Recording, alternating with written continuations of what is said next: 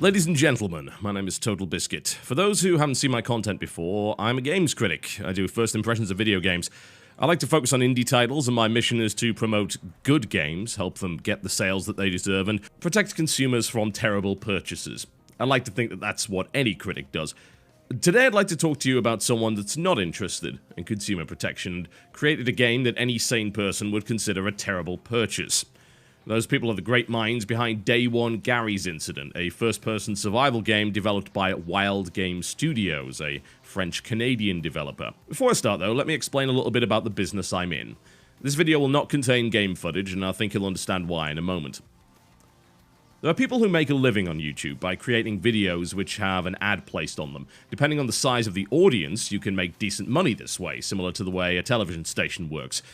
As you might imagine, this is a bit of a minefield. Partners have to be careful not to infringe copyright with their work, and YouTube is extremely skittish about that. As a result, networks were formed which made blanket agreements with YouTube to monetize gaming content.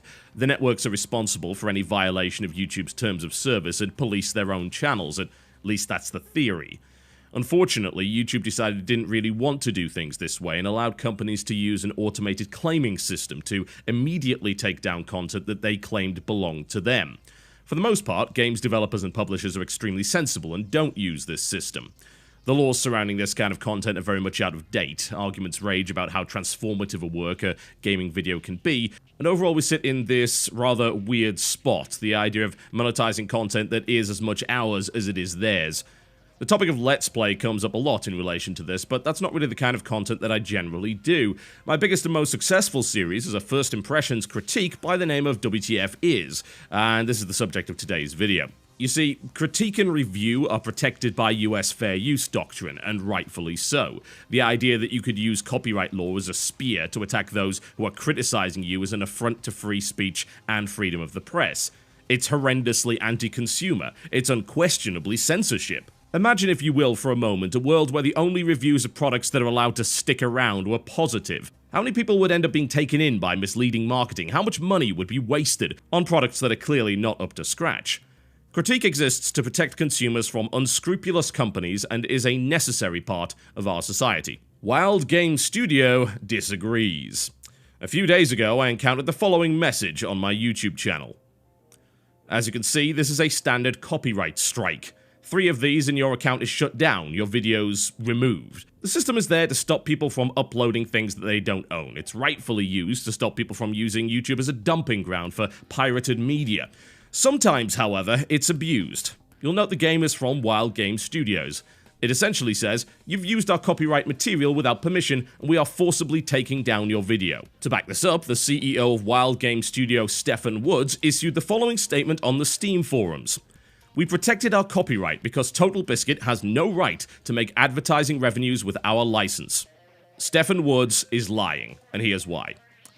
I don't even have to resort to debate points on this one. That's the wonderful thing about it. I don't even have to begin soapboxing on the rights of the consumer, the protection of free speech, freedom of the press, and the importance of critique, because this guy was so unfathomably stupid that he left plenty of evidence lying around which proves that the statement is false.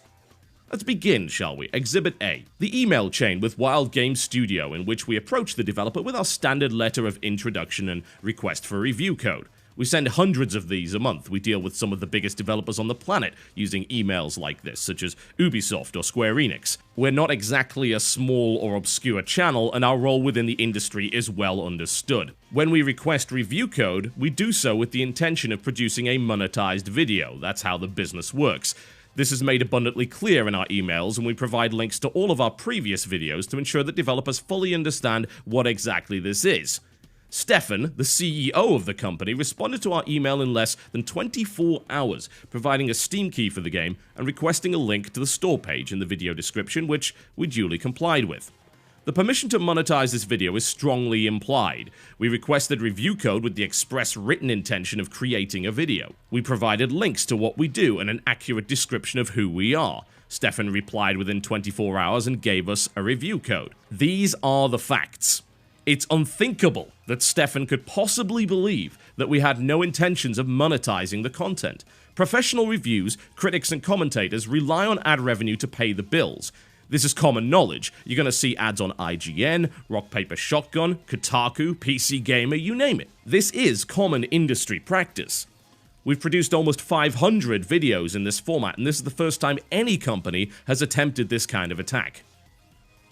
Exhibit B. Since I apparently have no right to make advertising revenue with their license, I checked to see if any other videos had been taken down. I'll give you 3 guesses. So, let's have a look at a few, shall we? Rabid Retrospect Games. Let's play Day 1 Garry's Incident. 33,000 views. Monetized. Still available to watch. Nuke Dukem. Let's play Day 1 Garry's Incident. 105,000 views. Monetized. Still available to watch. 666 Games. Day 1 Garry's Incident gameplay. 6,000 views. Monetized. Still available. And here's one of my personal favorites from the legend himself, whose name I always screw up. Burger Paul. Yes, there you go. I broke Day 1 Garry's Shitty Incident. 115,000 views. Monetized. Still available, and quote from the description, this game is like a sponge for badness. Isn't it, therefore, a little odd that the only video which mysteriously didn't have the right to monetize was the most viewed, top-ranked, and was highly critical of the title? Hum de la hum. Gee, that's rather convenient, isn't it? Exhibit C, just in case you needed any more convincing. This is a post from the CEO of Wild Game Studios about a month ago on the Steam forums.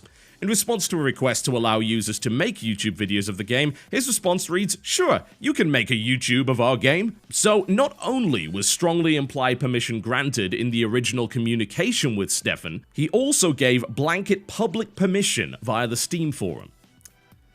As you can see, his statement that I had no right to make advertising revenue from my critique is clearly false, and that's without even going into the way that networks operate, the nature of gameplay footage on YouTube. That's an entirely different discussion for another time. Stefan Woods is not operating with clean hands, and if this were the only thing he'd done, perhaps in a fit of anger, I could at least have understood that. It's hard to have your work criticized. I should know. It hurts, and that's multiplied many times over by the ease in which hundreds, sometimes thousands of voices can all be shouting at you at once. We just weren't built to deal with that. It affects us all to greater or lesser extents. However, this wasn't just an emotional outburst. The video has been up for weeks. He clearly didn't lash out without thinking, nor is he otherwise an honest man. During Day 1 Garry's Incident's failed Kickstarter, it can be seen that Stefan Woods backed his own Kickstarter project with at least one $10,000 pledge. Indeed, the kick-track data for the project was highly suspect, with a massive surge of donations, ironically enough on Day 2 of the campaign, followed by next to nothing. Indeed, the campaign actually lost money on several days, including over 1,000 in one day a week into the campaign, which consisted of only 3 donors. On average, each supposed donor to this campaign donated over $225 each, though of course this is skewed by the hilariously large donations from the company's CEO himself. The game's Metacritic page is also littered with hilarious and obviously astroturfed reviews in broken English, as the developers have desperately tried to lie about their game to attract customers. They even tried to bribe users to vote for their game on Greenlight by offering Steam keys for votes. I guess it was fairly effective, since somehow this mess of a title managed to get through the Greenlight system. As you might imagine, the developers are also deleting threads critical of their game on the Steam forum. I think you can see this is not an innocent developer being attacked and abused by some YouTuber out to profiteer from their hard work. This is a developer who has repeatedly acted in an underhanded way and continues to do so to this very day. A developer that not only cannot take criticism, but actively goes out to censor it, with the sole purpose of selling as many copies of their wretched disaster of a game as possible. Myself and my network will take whatever action is necessary to ensure that this company does not get away with what they've done. However, this highlights a wider problem, an issue that must be addressed. Look at how easily a company was able to censor the most watched and prominent critique of their game by abusing YouTube's copyright claim system. Look at how they were able to completely flaunt the notion of networks policing their partners and use a shoot first, ask questions later form to deny revenue to someone that they didn't like and potentially destroy their entire livelihood. That's what happens when you get 3 strikes, folks. Make no mistake, your channel goes away. This is not the first time that the system has been abused. About a year ago, I received 2 copyright strikes from Sega of Japan, videos of the game Shining Force 3, a title from the Sega Saturn era. In this particular sweep, Sega also took down videos that didn't even feature gameplay, webcam vlogs, just talking about the game. Why did they do this, you might ask? What possible reason would they have? Search ranking. They used the copyright claim system on YouTube to eliminate videos with high search ranking so the trailer for their new game Shining Arc would rise to the top. At least 17 channels received strikes. Most were never removed. Some channels remain terminated to this day. Thankfully, with the support of my network, the copyright claims on my channel were removed, but others weren't so lucky. Alongside the malicious, we also have the plain stupid. Nintendo runs automated copyright claims on trailer footage. During our video podcast on the Polaris YouTube channel, we were discussing our experiences with Pokemon X and Y, so we played a little part of the trailer for the title. Nintendo's automated claims prevented us from monetizing our work, 3 hours of our work, for a minute of what is essentially an ad for the game.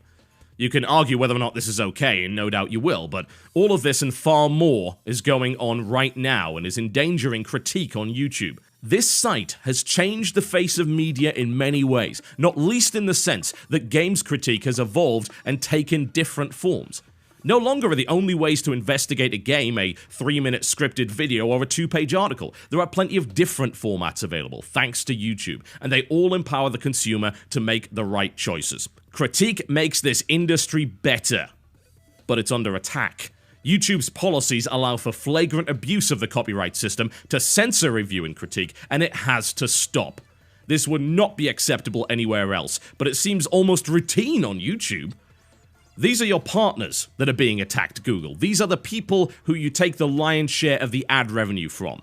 Google has expressed its desire for more high-quality and professional content on the service, but doesn't do anywhere near enough to protect the people that are trying to produce it. I gotta be honest, I'm fortunate. My channel is large, as is my following, and I'm backed by a great network with a lot of resources. I can get my voice heard, but what about those smaller channels that can't? As we saw in the Sega incident, those channels have no protection, and when someone decides to stamp on their proverbial face to silence them, they have nobody to turn to.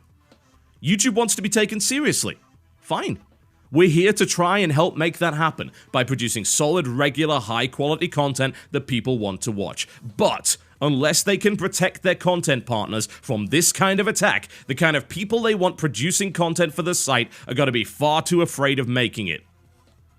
I'm asking Google to take a stand against censorship, as they have in the past, and take a long, hard look at their implementation of the Digital Millennium Copyright Act and see how it can be improved. I'd like to take this opportunity to thank all the developers, publishers, and PR organizations that understand the right to criticize. We live in uncertain times. Games media is evolving in unexpected directions, and the law hasn't quite caught up to that yet.